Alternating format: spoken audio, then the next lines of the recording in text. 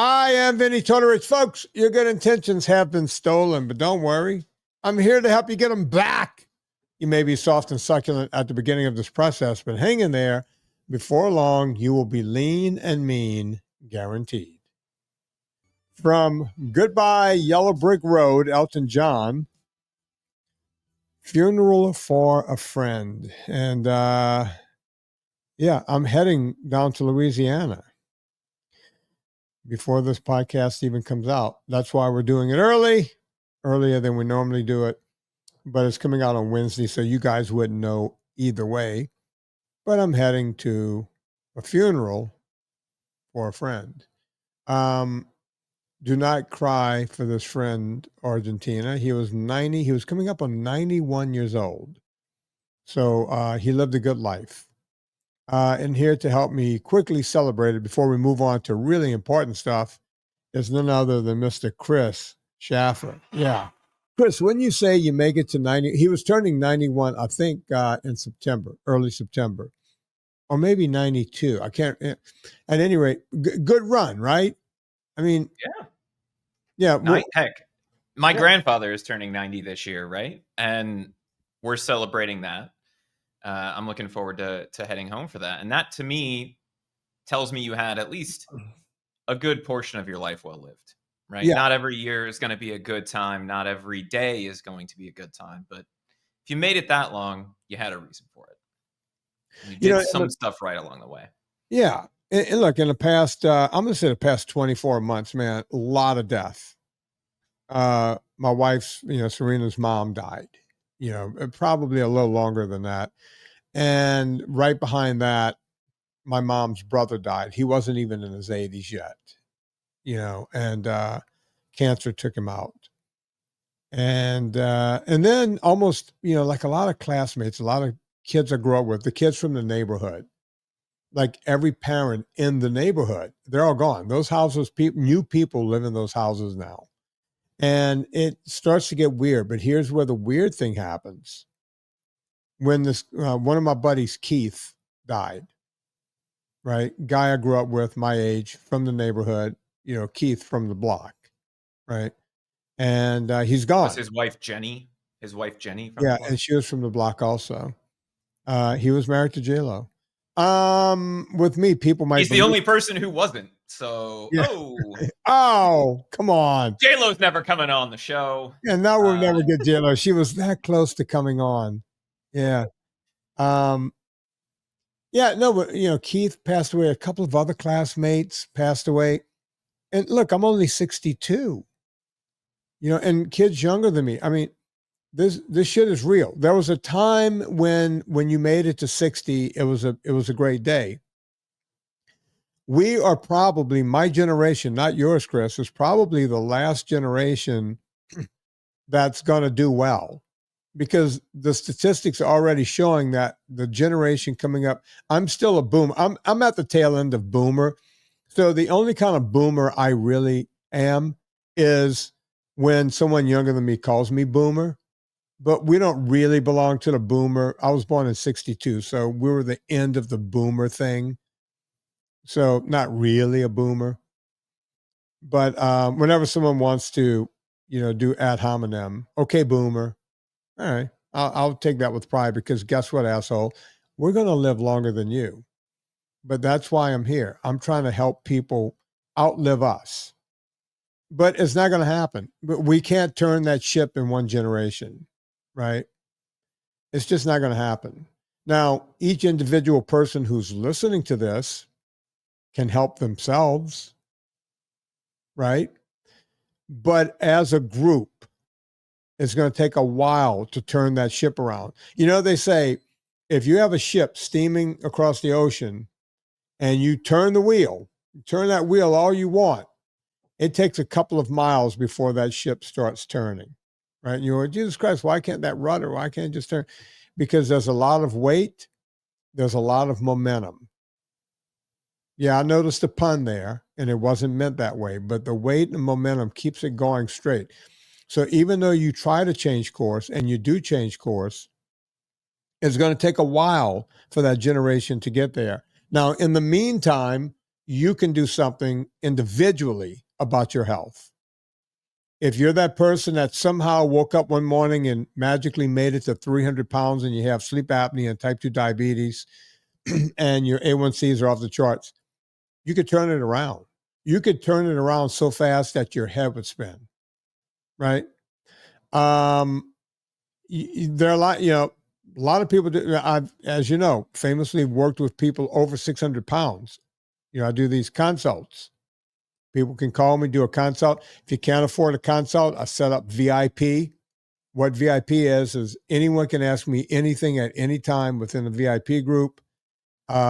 It's a group where each person in there, everyone helps each other, and I get on and do a live VIP call twice a month. And we're getting ready to add to that with adding the workouts to it. It's free to all the VIP members. And the bottom line is, we have these tools there so that you don't have to spend the big bucks to talk to me. Unfortunately, we only open that up for enrollment once or twice a year. And we haven't opened it in a while. We're going to open it right before I release the new workout videos. So that's coming. But in the meantime, you're the only one who can help yourself. And I'm here to help guide you. I just had a guy came to the house, and he's a friend, but he decided, Chris, he's one of the guys we sent the PDF to for free because he's a friend of mine. I'm not going to charge a friend $10, right? Guy comes to the house. He's 90 pounds down. Brings his wife, his kid. We had coffee on Sunday. And he kept going, look, dude, I know you don't like to hear, but you saved my life. And I kept saying to him, hey, Joe, because Joe was his name. I didn't do anything. I did nothing. All I did was suggest it. I told Chris to send you the PDF. You did the work. All I could do is I can hand you a shovel. You need to start digging, right? That's just the way it is. And he kept saying, no, you saved my life. And it's like, you got to stop. I'm not God. I don't even know if I believe in a God. I try to believe in a supreme being, but I have trouble. But the bottom line is, you called me and I said, do this. And then you did this, period. Right? So that's the way that works. Chris, what do you have? Vinnie, if you were God, I think the same advice still applies, right? What's that famous parable about the guy trapped on his roof? Yeah. In the hurricane, right? They send somebody to get him out. He says, no, God will see me through. Then the floodwaters rise. They send a boat. He says, don't worry about it. God will take care of me. Then they send a helicopter and he says, don't worry about it. God will take care of me. And then he gets to the pearly gates and St. Peter says, what's up? And he said, I don't understand. Why didn't God take care of me? He goes, we sent you a dude in a truck. We sent you a boat. We sent you a helicopter. What else do you want us to do? Yeah. Right? And the same thing applies to fitness. And I think that whole little rant you just went on, Vinny, you were channeling, help me help you, right? The only thing you can do is point people in the right direction. You can't make people do things for themselves. And you don't always have that moment in your life where you realize you're too fat or too large to get out of the chair and save your daughter from running into traffic. Yeah. Maybe you just look down and realize you can't see your feet or other parts of anatomy, depending on if you're male or female. Yeah. Maybe you have a heart attack, or maybe you just are tired of feeling like crap. It doesn't really matter what that moment is. You have to actually make the choice and commit to the action that you're going to continue to do. Yeah. The only thing you can do is say, hey, here it is. If you're willing to accept it, it's right here. It's all you have to do. It's very simple. Stop eating sugars, stop eating grains, get up off your ass and move around a little bit. The one thing you can be sure about is that the world is going to throw a lot of shit in your way. Life just gets, we all have excuses why we haven't, it's like, the biggest one I hear still, well, the pandemic happened. Okay. That was 2020. This is 2025. If you're still talking about the pandemic, you need to reassess. You seriously need to reassess, right? We're going to have another pandemic before you figure out the last pandemic. And by the way, I was on this mic. We didn't miss one show during the pandemic. I was doing my show. I was doing Corolla's show almost every other week. Dr. Drew, they couldn't get any other guest on. So I became like the darling of every podcast, you know, and they kept saying to me in early in the pandemic, and I made a prediction. This is back when we thought it was just going to be a few weeks and then a few more weeks. They kept inching out those weeks. And I said, you know what? People are going to sit home. They're going to get bored and they're going to start eating ice cream. Hell, Nancy Pelosi did a whole thing. I don't know if you remember that. She goes, here is all the ice cream I'm eating every day. Stay home and eat ice cream. Right? With her $20 a pint ice cream. Yeah, I was like looking at her going, I wish I was at Nancy Pelosi's house. Number one, she's an Italian grandmother, and she's got great ice cream. So it all just checked out for me, right?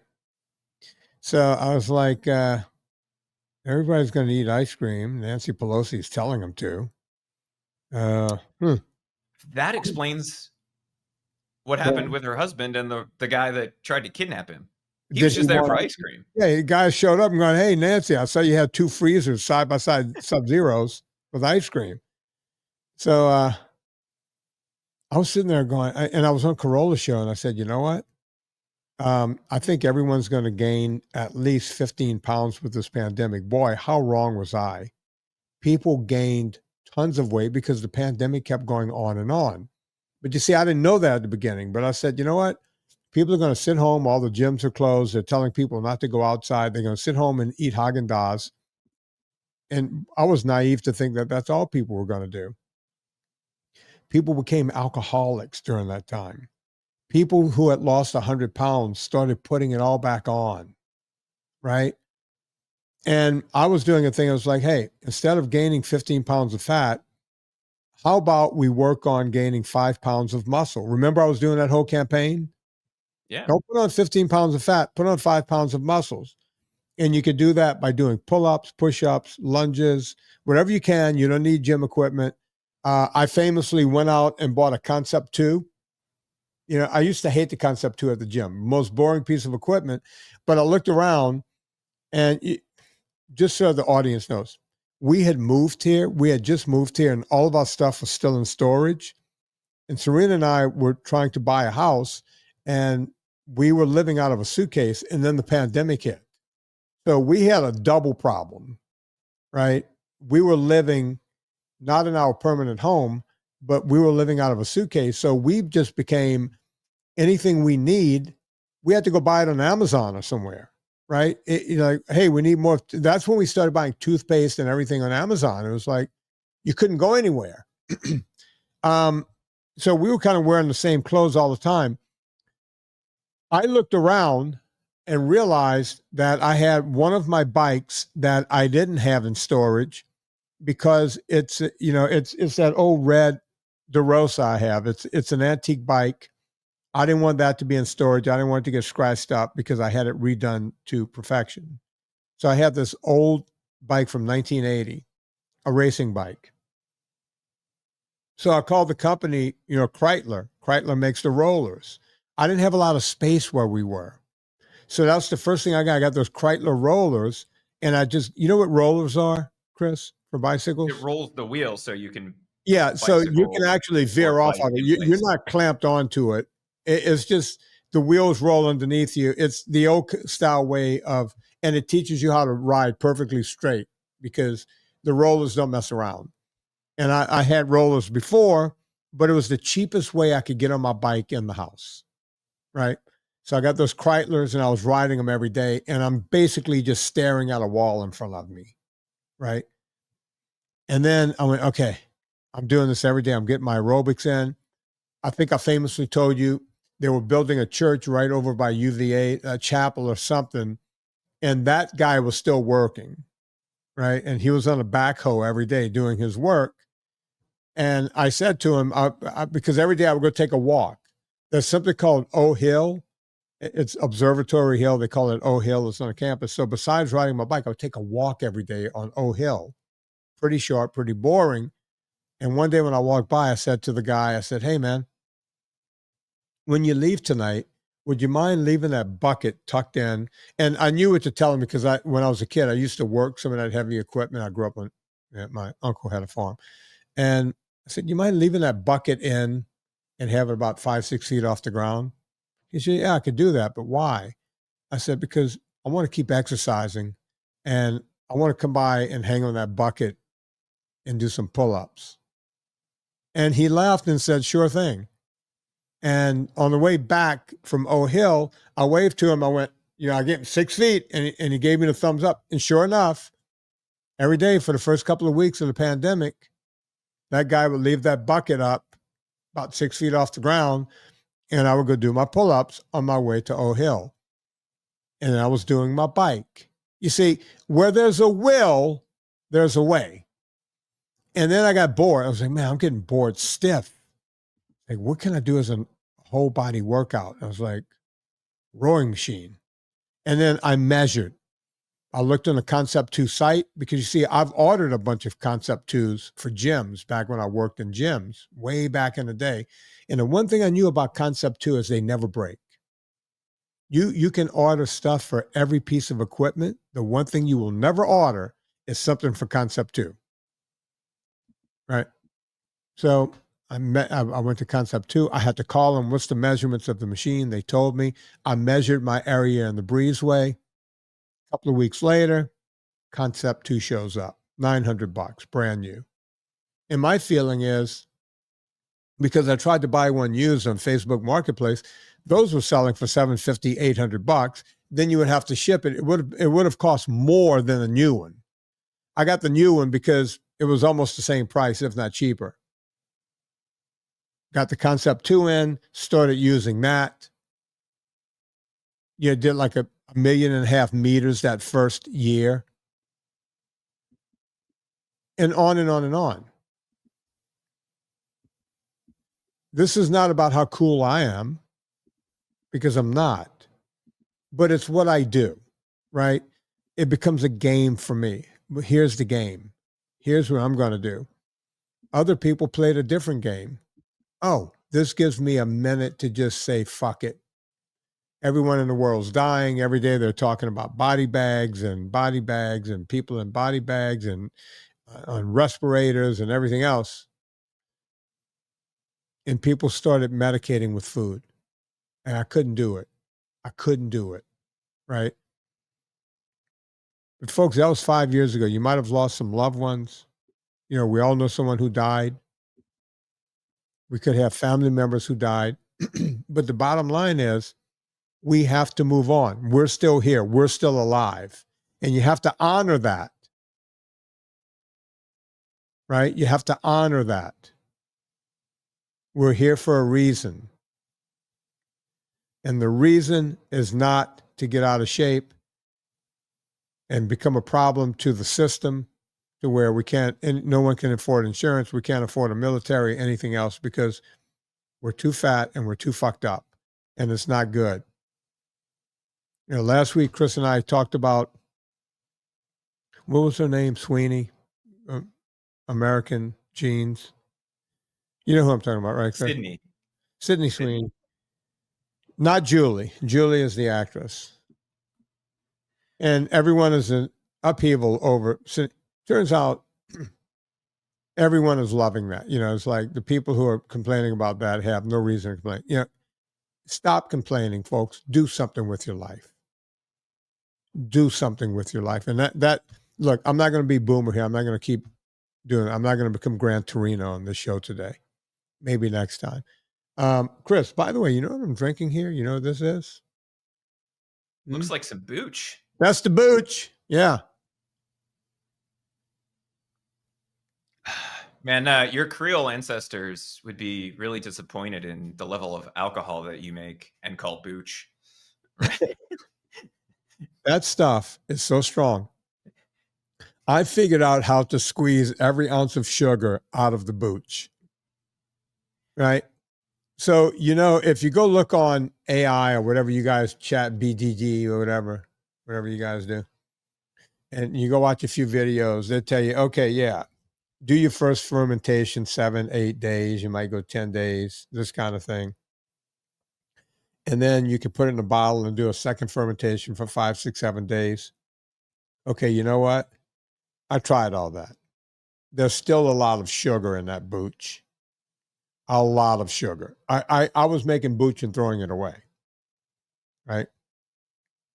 What I figured out is when you originally brew it, right? I do 2 gallons at a time, and they tell you for each gallon to put a cup of sugar in there. I put a cup of sugar for 2 gallons when I'm making it. 1 cup of sugar for 2 gallons. So it's a half a cup of sugar. And then I don't go 10 days. I don't go 7 days. I go 20 days. 20 days, Chris. It burns up almost all of that sugar. You got something like, if you get like, let's say you get paint, you're painting or something, you could put that booch in your hands and do this. It's going to dissolve that paint. You basically got, you get yourself acetone. You made paint. You made paint thinner. Pretty much. And then I take it and put it in the bottle. Wait, aren't you the health guy? Yeah. I'm pretty sure you're not supposed to drink paint thinner. This booch right here, the fact that we didn't burn this glass yet, it's pretty amazing. So then I take it and put it into the bottles and clamp the bottles so it can build up a fizz. I let it sit on the counter for another 10 days. You got to burp it or those bottles will literally burst. You can break glass with the booch. And then I put it in the fridge and I'll start drinking them.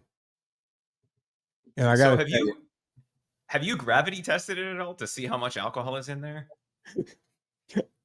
I don't drive. I mean, it's got to be at the level of like a beer. It's not. Not an American beer, like a Mexican beer, like a Tecate. I haven't tested it, but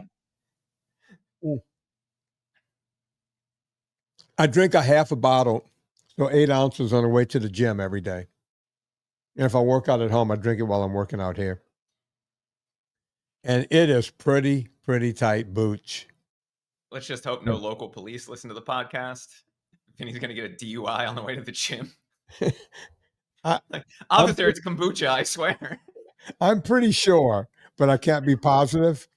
I'm pretty sure I can run this in my lawnmower.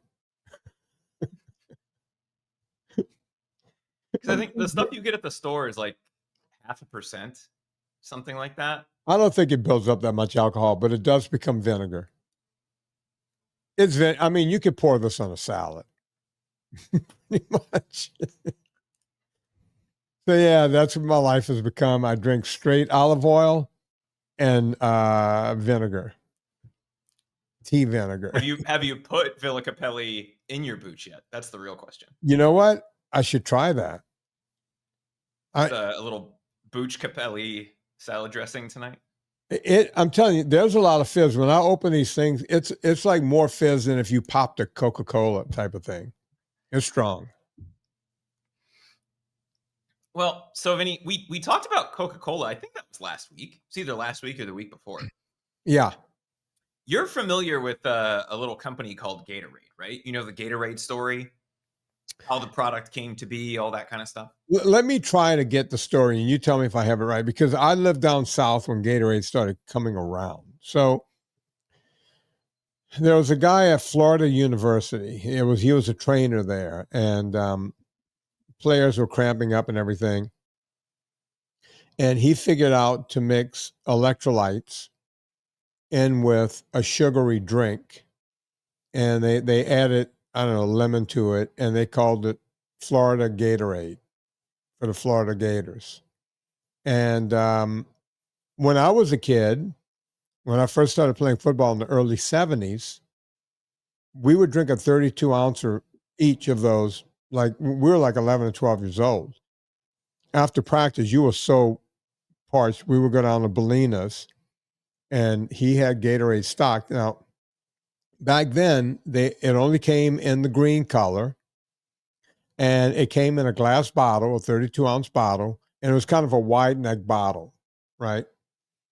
And we would drink that, and it did not taste as sweet as Gatorade, like current Gatorade. It literally had like sediment in it. So you would kind of like swirl it up because you could see the electrolytes would like go to the bottom. So you would swirl it up, and it had a salty sweet taste. Gatorade, it was called Stokely's Gatorade back then. So I guess the Stokely company or something bought it. Look it up, Chris. See if it was called Stokely's Gatorade, because I remember, I'll never forget that bottle as long as I live. It says Stokely's Gatorade on it. Long before like Coca-Cola or any of these come up, PepsiCo bought the company. And it literally did not taste good. It tasted like salt and sugar together. So it was probably some electrolytes in it back then. I don't drink the current drink, but all those different colors and everything, I've tasted them before. And there's no taste of any kind of electrolyte in it whatsoever. Chris, what did you learn?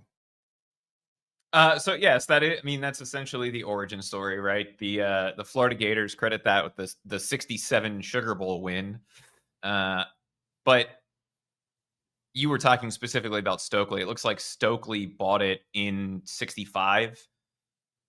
And so they were the top billing of that. And then when it was bought by Quaker Oats in the early 80s, they dropped it and it just became Gatorade before it was bought by Pepsi. So you see the old bottles with Stokely. Do you see any of the old glass bottles that says Stokely's Gatorade? I pull one up here. It's the old. Oh, they had cans too. There you go. We didn't have the cans. I mean, Bellina's only had the 32 ounce bottles, and they had a lot of them because they were serving a junior high and the high school football team daily. And Bellina's sits on the corner. There it is. You can get one for $750 US on eBay. Yeah, unopened. By the way, Chris, you remember I said the wide mouth bottle, and there you have it. We would all drink one of those after practice before we went home. That's what we had. And look at the color of it. It's not like Gatorade today. It was cloudy. You had to really mix it up because, as you know, I take my electrolyte capsules and open them up in water.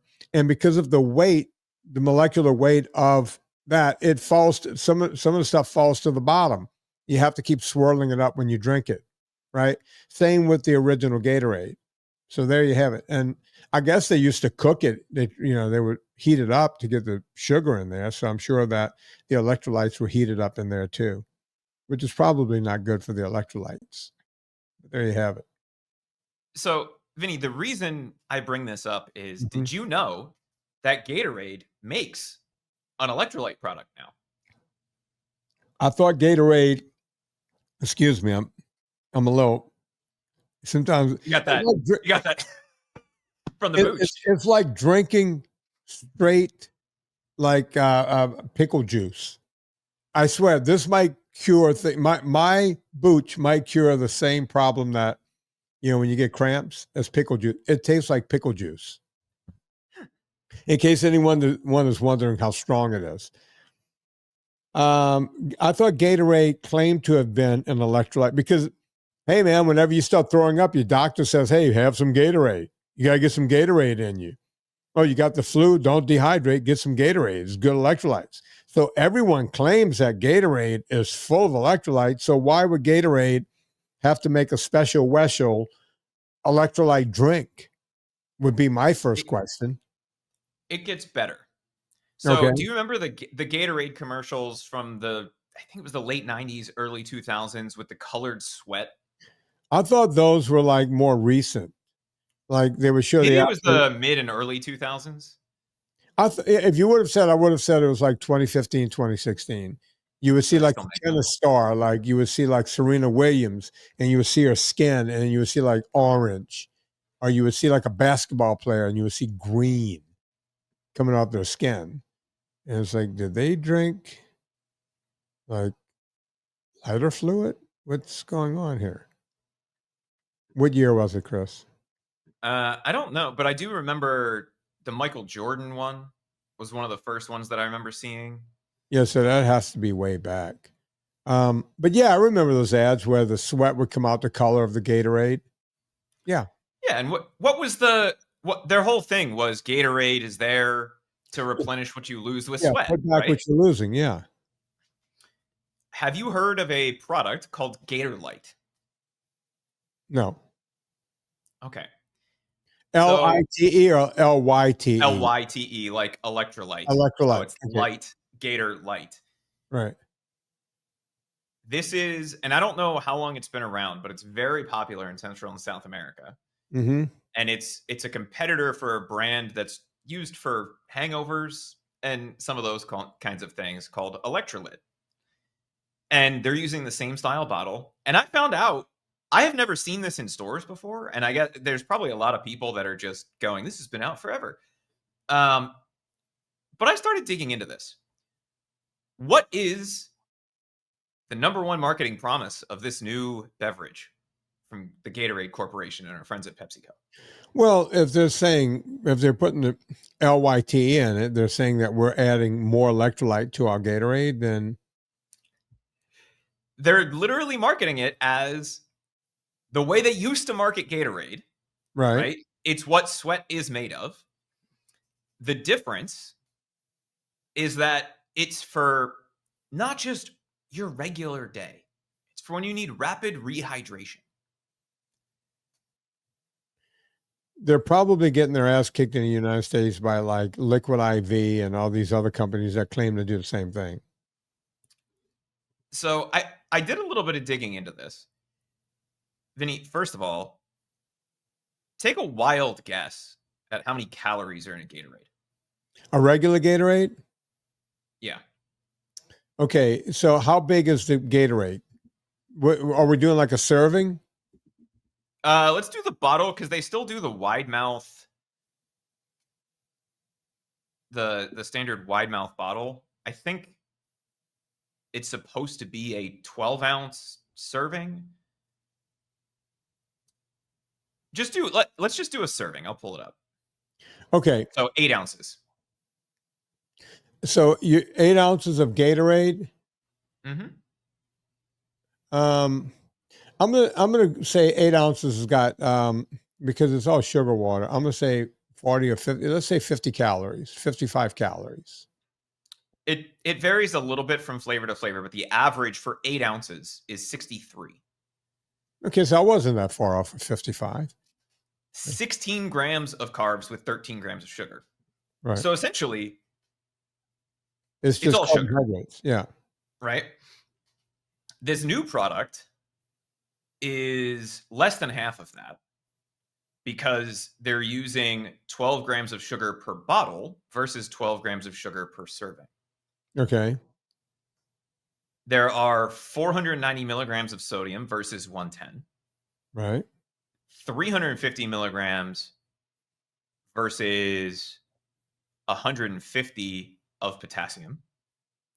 They added chloride, magnesium, and calcium. Okay. Which is actually the stuff that you sweat out. None of that stuff is in regular Gatorade. Right. So they took their marketing promise and are actually almost doing it now. Yeah. Well, that's the crazy part, right? And they're still adding sugar to it. I mean, or Chris, pull up Pure Vitamin Club's electrolyte, the one that has 0 sugar, and actually has more electrolytes, meaning we have manganese in ours, which I didn't hear you mention in theirs. Yeah, let me pull up their full bottle as well, just so we don't miss it. How many ounces is a full to get all of what you just said? How many ounces do you have to consume? Let me see if I can find their nutrition facts. Let's just go with cherry lime because that's the first one that comes up.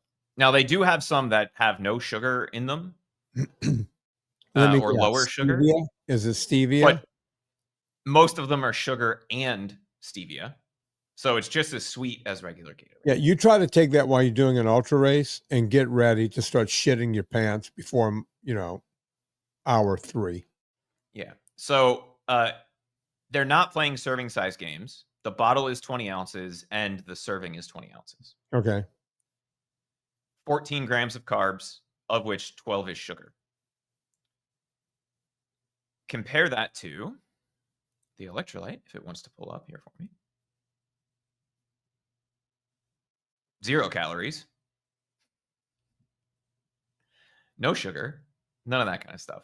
Mm-hmm. So how much potassium do they have?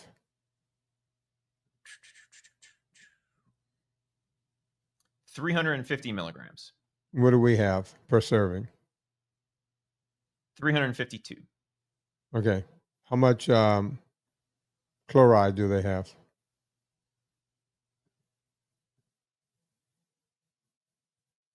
Sorry, we have we have 352 of chloride, 80 of magnesium or of potassium. Potassium. Okay.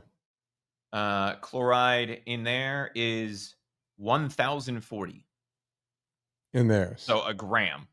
So all of their stuff as well, because basically we deconstructed sweat to give you exactly what you're losing right back in the order in which you lose it. It seems like they just poured whatever willy-nilly they can pour into it. Let's see. Magnesium. They are using 105 milligrams of magnesium. What kind of magnesium do you think they're using, Vinny? Either citrate or carbonate, I'm going to guess. Oxide. Oh, God. Which is known for what? Causing stomach cramps and diarrhea. Yeah. Which is exactly what you want when you're having a high-performance athletic day. Chris, I couldn't even get to oxide because it was like, who would be that stupid? Who would be that stupid to put that, hey, drink Gatorade Light and you'll shit your pants? Should be their motto. But Vinny, they have so many more electrolytes than we do in an ultra salt. But here's the deal. They're still missing one of the biggest key ingredients, which is the manganese. Yeah. So not only does this not deconstruct sweat and still have sugar in it, they didn't even do it right. Right. Right? Like, if you're going to do it, get it right. And if you need more electrolytes and you have something like a salt stick or an ultra salt, guess what you can do? You can take another one. Yeah. You take another one of those, you're going to have a real bad day. Yeah. And I tell people all the time, if you drink 20 ounces of water while you're exercising, take two of my electrolytes. They're cheap, right? Just keep taking them. And by the way, I don't know if you know this, you've never met him, but you've spoken to him, Peter Pardini, who I did my first documentary with. Peter travels around with a rock band, filming their every move. And he was the first guy to come to him. He's like, dude, you got to take your ultra salt and start putting them in 5 of them in a little cellophane thing and get them in convenience stores as a hangover cure. I was like, what are you talking about? He goes, I started bringing these things on tour with the band, and people drink a little too much and these things get them right. They just wake up the next morning like nothing happened. And they take like 4 or 5 or 6 of you things and drink a lot of water and then start drinking all night. No problem. He's been begging me to sell it as a hangover cure. Right? Except I haven't done it. I'm not in that business. I thought you would enjoy that, Vinny. I thought that would get you riled up because you had the exact reaction that I did. I went, wait, isn't the entire marketing of Gatorade based around the fact that they're supposed to be deconstructed sweat? Right. And now this new thing is based around the fact that they've deconstructed sweat. Yeah. And they still didn't get it right. So what does that make Gatorade? So I started looking at their marketing.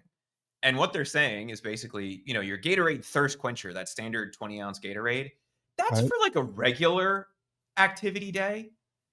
Your Gatorlight rapid rehydration is for a real heavy athletic day when you really, really need it.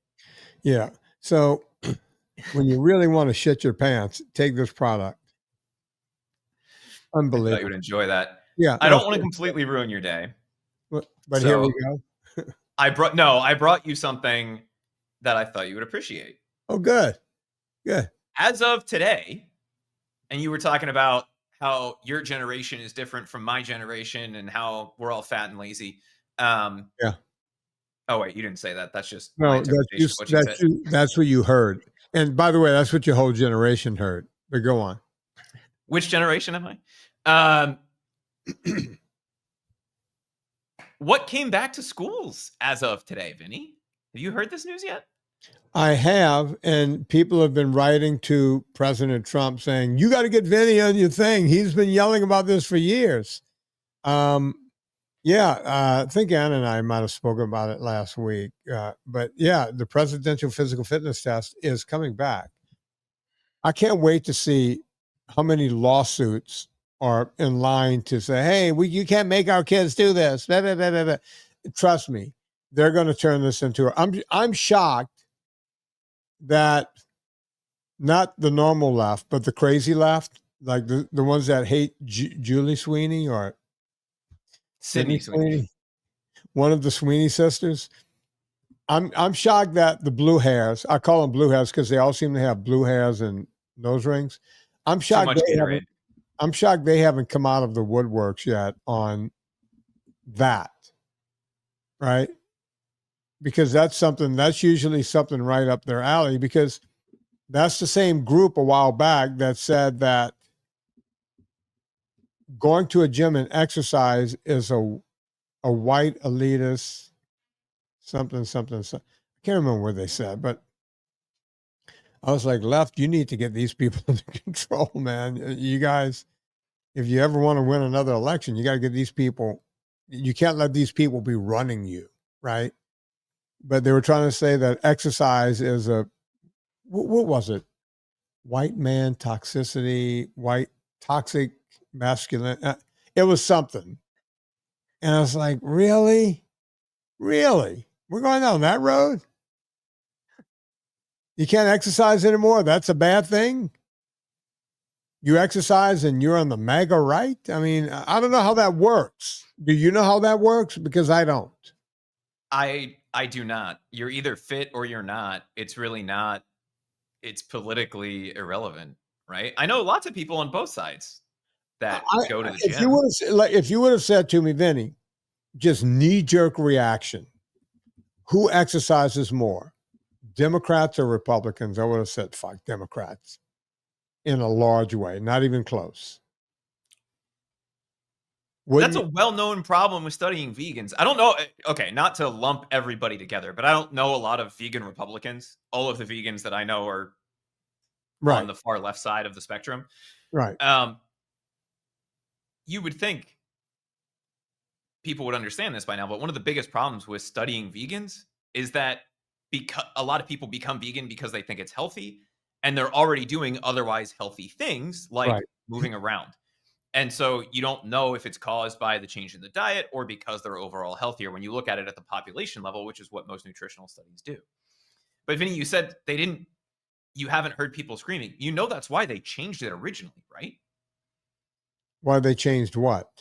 So they got rid of the presidential fitness test in 2012 or 2013. It was at the beginning of Obama's first administration. They dropped the presidential physical fitness test. But I don't know why. I can't remember why. If I did know why, I don't remember. Yeah, so the number one reason that they claim is that it was designed for the Cold War era to make people ready, not help people with wellness. Pull-ups and the shuttle run measured skills kids wouldn't need in the long term. Vinny, when's the last time you did a shuttle run? Probably when I took the test in high school. Did you ever think that they were trying to teach you that as a skill? No, well, you see, I thought the whole test. That's just cardio fitness. Right. The whole test, because I was an athlete otherwise, right? So that test was easier for the athletes, obviously, right? Because you were already doing, these kind of drills all the time. In basketball, the shuttle run is kind of like basketball, tap the line, go back and forth and the whole thing. Yeah. And the broad jump, again, basketball, a lot of it, we did a lot of these skills in the sport. So when it came time for that test, we would, like guys on the football team would just do pull-ups until they went, okay, stop, good enough. That's 20, move on. Right. So that was that. Right. No, we didn't think of it as anything other than you have to do this test. And you got graded on it. Right. And some of it was, I would go, hey, how many, it's like if fifth period, right? I had to go take my test in fifth. You did it during PE class. And I would go, how many did Beezy do back in second period? Oh, he did 22 pull-ups. So I had to do 23. Right. I wasn't stopping, or I would say, how many did Butch do? Oh, Butch did 19. Okay. I think I can beat him. Who did the most? And you would try to beat that guy because we were those guys back then. I didn't want to go to football practice, having stopped at 17 and having, Todd or Butch or anyone go, oh, you did 17? We all did over 22. Right. So you had to do more than everyone else. We wanted to do more. Right. We wanted to be cool. Even though it didn't mean anything, you just had to do a certain number. So the thing that cracks me up about this is the reason that they changed it. They said, oh, you don't actually need pull-ups and you don't need to run a 1 minute or you don't need to run a mile, right? The only reason you would be doing that and the only reason you would do a shuttle run is because you're picking up ammunition to run it back to the trenches. Okay, they're called sprints. Do you know what they replaced it with? A test called Pacer, where you run 20 meters to a line and then 20 meters back and then 20 meters to a line and 20 meters back. The change that they made is that instead of having to run 1 mile and do the shuttle run, you just did the Pacer thing. And they said, oh, it's a better measure of fitness because you only stop running when you miss the line twice. So there's like a beep and you have a few seconds to get to the other line and then a beep and you have to run back, right? When you miss it twice in a row or when you give up. Yeah, that makes sense. Is that a better measure of cardio fitness than a 1 mile run? Well, it was never a 1 mile run. It was a 600-yard run. Oh, we used to have to do the mile. No, for us, we had to do, I can't remember all the things, but you had to do pull-ups. Girls had to do an arm flexing, not pull-ups, meaning you had to get your chin above the bar and you had to hold it for X amount of time. And then after that, you just, you would hold it as long as you can just to beat the other girls because everyone wanted to win. We had to do pull-ups, push-ups, sit-ups. You had to do a 50-yard dash in under a certain amount of time. I mean, pretty much they can time it with an abacus. It wasn't any great shakes. And you had to do the 600-yard run. I think it was 600 yards, something like that, which is less than 2 laps around the field. Yeah, what is that, a lap and a half? Yeah, something like that. We used to have to do, it was curl-ups or sit-ups, the shuttle run, a 1 mile run, and that didn't stop until you completed 4 laps around the track. Whether you had to walk, run, crawl, jog, whatever, unless you passed out, you were doing that, right?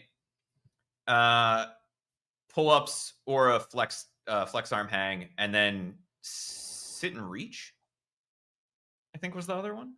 Yeah, there was a flexibility thing. I think we had to stand and put our hands flat on the floor, at least touch the ground without bending your knees. And by the way, there was a shuttle run, and I want to say there was a broad jump. I think there was a broad jump component to it, where you had to stand a standing broad jump. You just stood and you had to jump, and then he measured it. There was a bunch of different things you had to do, but you had to do it, and no one was. You couldn't like get a note from your mommy. Everyone had to do it or you would fail PE. Yeah. That's it.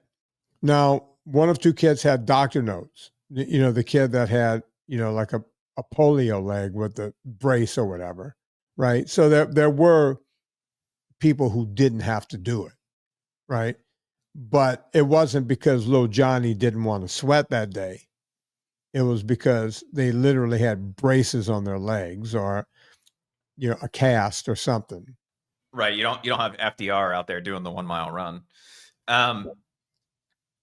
So the reason they got rid of it and went to this other thing is exactly what you're saying they aren't screaming about now. They said, oh, it encourages winners and losers. Right. Students were ranked publicly, so we can't keep score.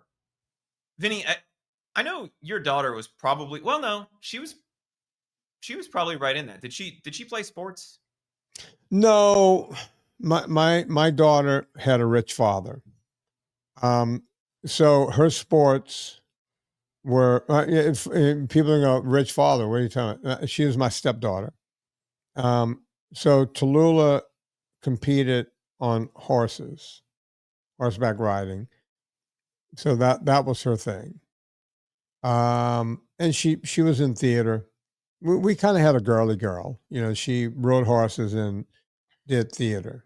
Her mom's an actress, her aunt's an actress. I mean, and she sang, right? But by the way, she was competitive. In horses, they all want to win, all of them. Nobody wants to not get, and by the way, in horses, they give ribbons like 8 places down the thing. No one gave a shit about anything except the blue ribbon, right? If you got the second place, like I think second place was red, nobody even wanted. I mean, that was like, what do you want me to wipe my ass with this ribbon? I mean, and these are like 12-year-old girls. So the fact that they're trying to say, oh, no competing, no competing, no competing, that's BS. Even, I would go with my friends. It's like, hey, my kid's playing soccer today. We got to go watch that before we ride the bicycle. And you get out there and they're not keeping score on the soccer pitch. But guess what everyone else is doing? Guess what every kid on that pitch is doing? Keeping score. Keeping score. And every parent is keeping score. I mean, you see the end of the game coming up and you see parents yelling, kick, kick, knock the kid over, get a penalty. And it's like, why? They're not keeping score. No, it's 2-1. It's 2-1. They could tie it up and get a penalty kick. It's like, but I don't see them keeping score. Yet everybody was keeping score, right? Which is the dumbest thing. If you think people are going to compete and not keep score, and all you got to do is say, oh, we're not turning on the scoreboard. Scores don't count. Fuck you. Everyone's keeping score. Everything in life is keeping score. You're driving a Toyota, you want to be driving a Range Rover. You're driving a Range Rover, you want a Rolls Royce. People keep score. I don't care how you look at it. You walk into a gym. Some people will tell me, I don't want to go to the gym yet. Why not?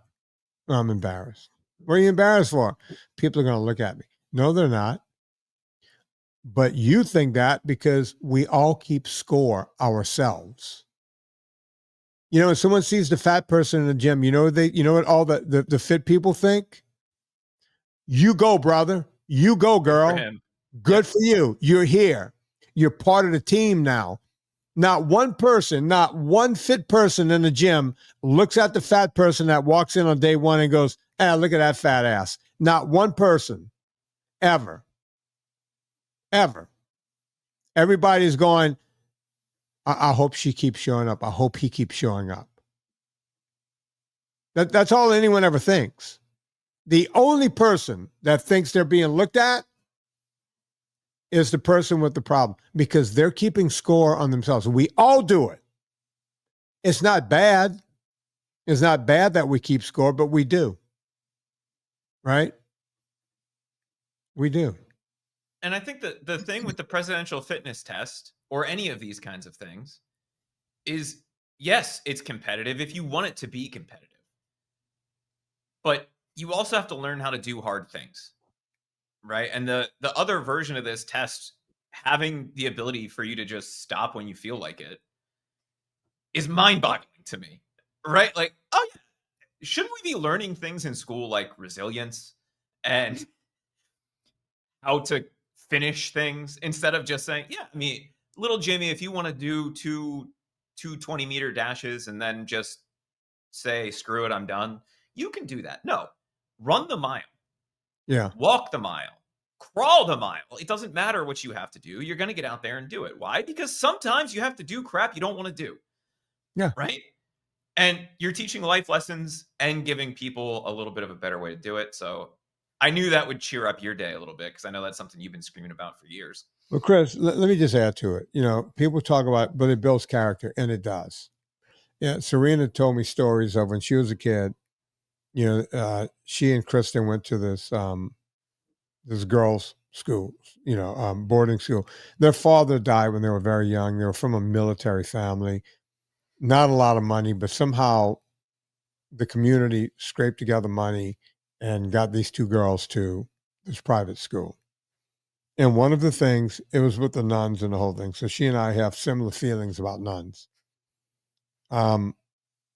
They would have to learn how to swim. Now, I don't know how much time you've spent in the great country of Great Britain, but the summertime is freezing. It's cold there year round. It rains every day and it's cold, right? And they would be doing swimming lessons in the winter months. And she said that pool was freezing. But when the nun said, jump in that pool, you had to jump in that pool and you had to swim. You had to swim, right? It builds character. Now, I'm not telling you go jump into a freezing cold pool. Some people do it on purpose now. My neighbor has the thing at his house with the ice in it, right? Cold plunge? Yeah. Rob, he's over there cold plunging, then he's getting in his jacuzzi. Can't make up his mind. I'm going to be cold, I'm going to be hot. He goes back and forth. I get dizzy watching Rob over there over the fence, right? So people do it on purpose now. But guess what? When Serena got out of that pool, there was no hot tub to jump into. It was, now you're cold for the rest of the day. Good luck. But it builds character. Things that we don't want to do, but we do them anyway. It builds character. And I hate to be the hard ass on this show. We start off with funeral for a friend. Mr. Shelby's gone. He ain't coming back. We're going to see my buddy Todd, Boyd, Barry. Gotta go visit those guys. Life just keeps moving on. But while we're here, we got to stop making excuses. I had a friend that used to tell me the reason she can't lose weight is she goes, it's the baby weight. It's the baby weight. I'm still carrying the baby weight. And I remember one day I said to her, your youngest baby just graduated college. What are you going to do about this? And that's me being an asshole, but I'm tired of hearing about the baby weight when your youngest kid is 22 years old. It doesn't take that long to lose the baby weight. You need to get your shit together. Right? That's me being tough love. Folks, I should have done an ad. Chris, coffee? People are loving the coffee. We talked about it last week, right? People love the coffee. Some of the pro football players, we talked about that. They're in camp right now. Did you send all that coffee off to those players? Yep. Don't you wish we could mention some of those names? I like some of those names. Yeah. We'll see. We could very well see a name or two in the Super Bowl. Yes? Because of the teams they're on, we can see them in the Super Bowl. At least the teams they're on right now. Yeah. Yeah, they could get traded sometime during camp. And if they get traded, we got to send coffee to a different address. So, Chris, be ready. Sometimes they get traded in preseason. Depends on where they go. Yeah. Get traded to a better team. Or worse team. It goes both ways. I mean, just look at, what's his name? Kirk Cousins. Poor guy. Yeah, go get purecoffeeclub.com right now. Everyone seems to love it. The athletic blend is flying off the shelf because some of the pro football players are taking it. So I guess young athletes want to drink it too. So go get it and enjoy that. VIP, we're going to open it at some point in July. because Chris and I are desperately trying to get the workouts out there, and they're going to be free within the VIP group. VinnieTortorich.com/VIP. Right there on the screen if you're watching this on YouTube. Rate and review this podcast, folks. Let them know that you like this podcast. Chris, by the way, we're changing to a different, this doesn't matter to the audience, but are we working on that change? Remember we got the phone call from Lipson? He was going to let us know when they know. Yeah. This is for most people, it won't change anything. Yeah, it won't change anything. So, Chris, keep an eye on that. Don't, stay on Rob. Make sure it gets done. So, put your name in, VinnieTortorich.com, VinnieTortorich.com/VIP. And did we do it all, Chris? We did the thing. We did the thing. So, on behalf of Chris Shaffer, my name is Vinnie Tortorich. Put life into living and do it with just a little bit more of Sir Elton John.